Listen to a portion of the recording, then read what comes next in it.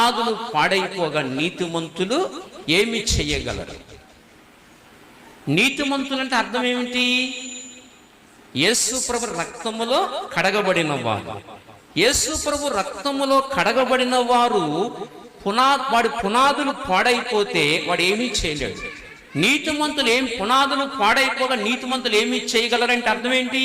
ఏమీ చెయ్యలేరు అని అర్థం. అది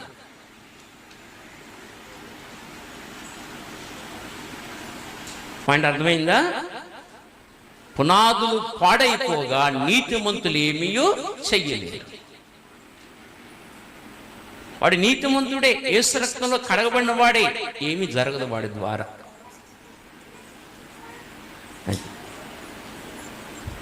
కనుక పునాదులు పాడైపోగా నీతిమంతులు ఏమీ చెయ్యలేరు.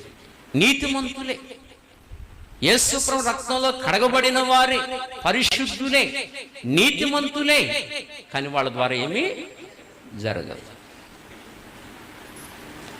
ఎందుకని? అది వాడి పునాదులు పాడైపోయినాయి, ఏమీ చేయలేదు.